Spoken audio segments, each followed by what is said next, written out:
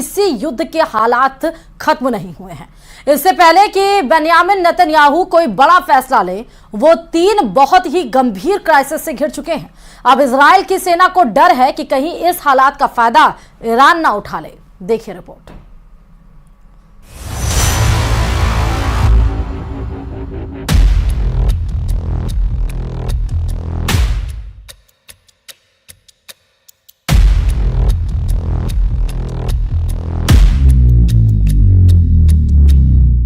चौबीस घंटों के अंदर इजरायल और ईरान की टक्कर में 3 बड़ी घटनाओं ने बेन्यामिन नेतन्याहू को पूरी तरह हिलाकर रख दिया है।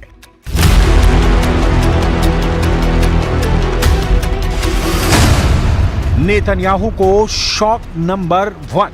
अमेरिका ने इजरायली सेना की एक स्पेशल यूनिट पर प्रतिबंध लगाने की तैयारी कर ली है। नेतन्याहू को शॉक नंबर 2। इजरायल की मिलिट्री इंटेलिजेंस के चीफ ने पद से इस्तीफा दे दिया है।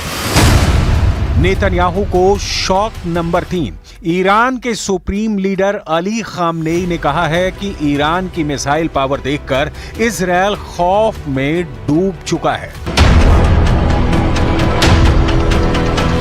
इस वक्त ईरान के इजरायल पर हमले और गाजा पर इजरायल की लगातार बमबारी के बीच नेतन्याहू की बहुत ही खतरनाक फोर्स इंटरनेशनल हेडलाइन बन चुकी है। पश्चिमी मीडिया देखिए, उनके अखबार देखिए, इजरायल की नेत्जा यहूदा बटालियन पर बाइडन प्रतिबंध लगाने जा रहे हैं। इस बटालियन पर आरोप है कि उसने फिलिस्तीनियों पर खूब जुल्म ढाए हैं। देखा जाए तो अमेरिका से आ रही ये खबरें बता रही हैं कि बहुत बड़े विवाद में घिर चुकी है इजरायल की नेत्जा यहूदा बटालियन। इस बटालियन पर वेस्ट बैंक में मानवाधिकार उल्लंघन का इल्जाम है। 1999 में बनाई गई बटालियन में सिर्फ पुरुष सैनिक हैं और वो भी अति रूढ़िवादी पुरुषों को इसमें लिया जाता है। नेत्जा यहूदा बटालियन पर लगे इल्जाम 7 अक्टूबर 2023 से पहले के हैं, लेकिन वेस्ट बैंक का दूसरा सच यह है कि 7 अक्टूबर के बाद से वहां 460 से ज्यादा लोगों की इजरायल की सैन्य कार्रवाई में मौत हो चुकी है।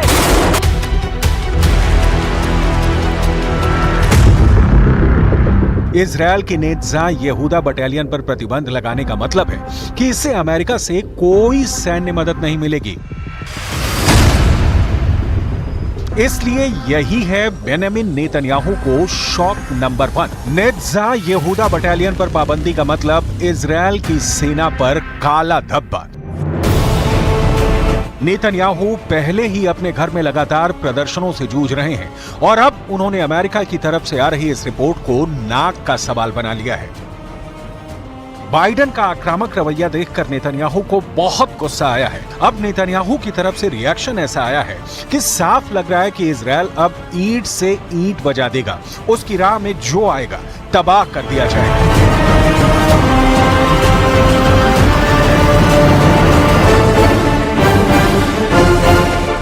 אני אגן בחירוף נפש על צה"ל, על הצבא שלנו ועל הלוחמים שלנו.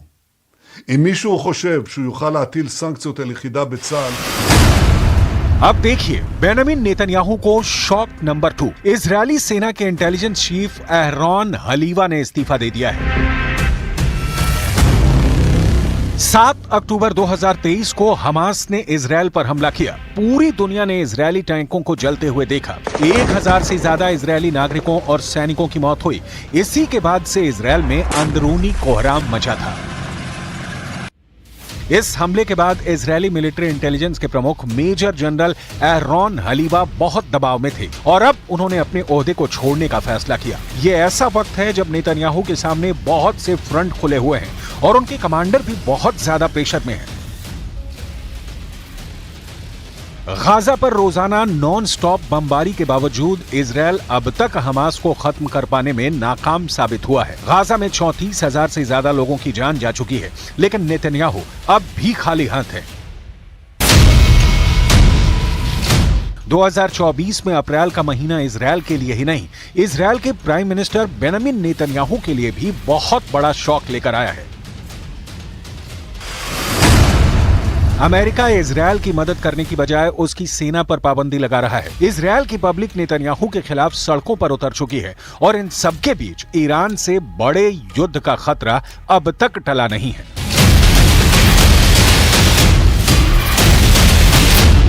तेहरान में ईरान के सर्वोच्च नेता अली खामनेई ने मिलिट्री कमांडर्स की एक मीटिंग बुलाई।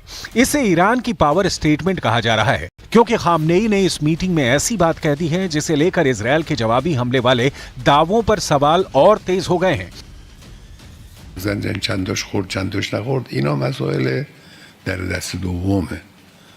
مسئله اول ظهور قدرت اراده ملت ایران.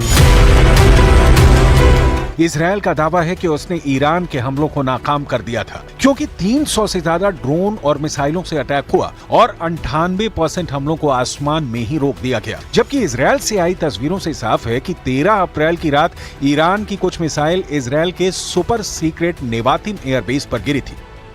इन मिसाइलों के साथ बड़े बम नेतन्याहू के साथ इजरायल की साख पर गिर रहे हैं। नेतन्याहू के कमांडर इस्तीफा दे रहे हैं। नेतन्याहू से इजरायल की पब्लिक पूछ रही है कि गाजा में बंधक बनाए हुए लोग कब आजाद होंगे। इजरायल से लगातार पूछा जा रहा है कि ईरान को कहां मारा, कैसे मारा, किससे मारा, कितनों को मारा, सबूत कहां है। चलिए खबरों में आगे बढ़ते बताते चले कि ईरान के राष्ट्रपति के पाकिस्तान पहुंचने से पहले ही पाकिस्तानी संसद में एक शर्मसार करने वाली घटना हुई है। चोरों ने पाकिस्तान की संसद से सांसदों के चप्पल जूतों को गायब कर दिया। बड़ी खबर यह भी है कि ईरान के राष्ट्रपति के दौरे को देखते हुए पाकिस्तान में भिखारियों को लेकर एक बहुत खतरनाक ऑर्डर जारी किया गया है। देखिए रिपोर्ट।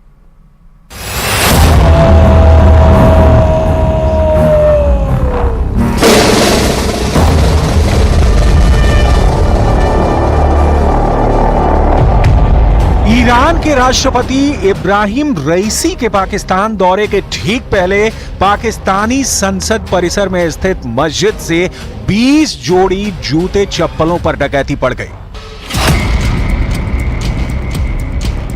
ये डकैती दिन दहाड़े हुई, सुरक्षा कर्मियों की मौजूदगी में हुई, लेकिन इसे देख कोई नहीं पाया और जब खबर मीडिया के सामने आई तो सुरक्षा कर्मियों को कुछ सूझ नहीं रहा था कि वो जवाब क्या दें, इसलिए वो अपना सिर खुजलाने लगे। पार्लियामेंट हाउस की मस्जिद से नमाज जुमा के बाद 1 दर्जन अफराद की जूतियां चोरी कर दी गई हैं। पार्लियामेंट हाउस की मस्जिद से नमाजियों के जूते चोरी करने वाला कौन था? स्पीकर कौमी असम्बली सरदार अयाज सादिक ने तहकीकात का हुक्म दे दिया। मतलब अगर आप पाकिस्तान में हैं तो खुद की जान सहित अपने सामान की भी सुरक्षा की जिम्मेदारी सिर्फ और सिर्फ आप ही की है। पूरी खबर आपको आगे बताएंगे, लेकिन उससे पहले देखिए ईरान के राष्ट्रपति जब पाकिस्तान पहुंचे तो क्या हुआ। इब्राहिम रईसी के पाकिस्तान दौरे की तारीख जैसे ही फिक्स हुई, शाहबाज और मुनीर की मानो बाँछें खिल गईं। उन्हें खुद पर यकीन नहीं हो रहा था कि विदेशी मुल्क का इतना बड़ा मेहमान उनके खस्ता हाल मुल्क का दौरा भी कर सकता है। लेकिन खबर सच थी, इसलिए तुरंत ही शाहबाज शरीफ ने अपना पुराना कटोरा निकाला, उसकी साफ सफाई की और शाहबाज ने कटोरा हाथ में उठा लिया। यानी शाहबाज ने ईरानी राष्ट्रपति के पाकिस्तान पहुंचने से पहले ही भीख लेने की पूरी तैयारी कर ली। तो जनाब, शाहबाज और मुनीर ने कटोरा लेकर भीख मांगने की पूरी रिहर्सल कर ली थी। वैसे पुरानी कहावत भी है कि भीख मांगने के लिए भी वेश धारण करना पड़ता है। सो पाकिस्तान ने वही किया। ईरानी राष्ट्रपति का जहाज जैसे ही पाकिस्तान में लैंड हुआ, उनका ग्रैंड वेलकम हुआ। एयरपोर्ट पर रेड कारपेट वेलकम दिया गया। बात सिर्फ यहीं खत्म नहीं होती। पाक मीडिया की खबरों के मुताबिक इब्राहिम रईसी के वेलकम में पाकिस्तान इस कदर बिछ गया कि उनका कराची दौरे का कार्यक्रम बना तो पूरे कराची शहर को ही बंद कर दिया गया। शहबाज की सरकार और मुनीर की आर्मी ने इसकी कोई वजह नहीं बताई, लेकिन मीडिया के सूत्र बताते हैं कि यह फैसला कराची के भिखारियों की वजह से लिया गया, ताकि इब्राहिम के सामने मुल्क की साफ सुथरी इमेज को पेश किया जा सके। एक आंकड़े के मुताबिक पाकिस्तान में भीख मांगना कोई शर्म की बात नहीं रही, बल्कि बाकायदा ये अब एक प्रोफेशन बन गया है। खैर, इसकी बात आगे करेंगे।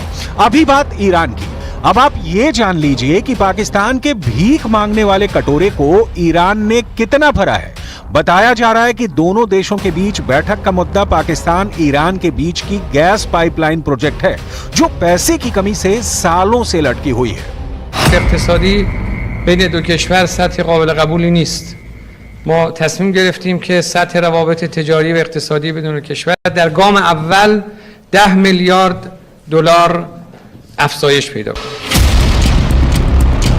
अब पाकिस्तानी कटोरी की कहानी आगे सुनिए। पूरी दुनिया जानती है कि पाकिस्तान हर रोज आहिस्ता आहिस्ता रसातल में घुसता जा रहा है।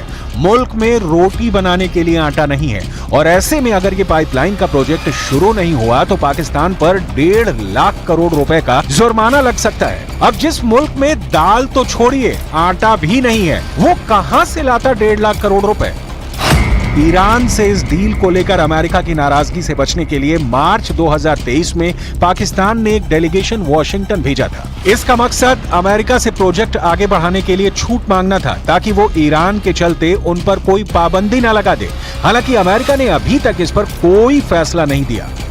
लेकिन पिछले साल पाकिस्तान के कार्यवाहक प्रधानमंत्री अनवारुल हक काकड़ की अंतरिम सरकार ने प्रोजेक्ट के एक हिस्से को मंजूरी दे दी। इसी वजह से पाकिस्तान 80 किलोमीटर लंबी गैस पाइपलाइन बिछाना चाहता है, लेकिन अमेरिका के दबावों की वजह से उसे लगातार झुकना पड़ रहा है। पाकिस्तान की हालत को समझने के लिए इस खबर पर भी गौर कीजिए। पाकिस्तान में नई सरकार के गठन के बाद ही पाकिस्तान के वजीर आला साहब शी जिनपिंग के मुल्क जाने की तैयारी में थे, लेकिन चाह कर भी शाहबाज का चीन दौरा अब तक नहीं हो पाया, क्योंकि पाकिस्तान इंटरनेशनल एयरलाइंस की हालत ठीक नहीं है। उसके कई विमान आसमान में उड़ने की जगह एयरपोर्ट पर धूल फांक रहे हैं और जानकारी के मुताबिक शाहबाज का प्लेन भी पाकिस्तान इंटरनेशनल एयरलाइंस यानी PIA का ही है। अब पाकिस्तानी संसद परिसर से गायब हुए जूते चप्पलों की खबर भी जान लीजिए। संसद में हुई ऐसी घटना पर स्पीकर ने जांच के आदेश दिए हैं। संयुक्त सचिव प्रशासन और सार्जेंट एट आर्म्स स्तर के अधिकारियों को घटना की जांच करने का काम सौंपा गया है और CCTV फुटेज की निगरानी के माध्यम से अपराधियों की पहचान करने के प्रयास जारी है। चलिए चीन से आपको खबर बता दें, जहां के लिए ये बुरी खबर है, क्योंकि पाकिस्तान की तरह चीन में भी अर्थव्यवस्था पूरी तरह से हिल चुकी है। प्रॉपर्टी बाजार से लेकर सब्जी मंडी तक चीन की हालत पस्त है। सब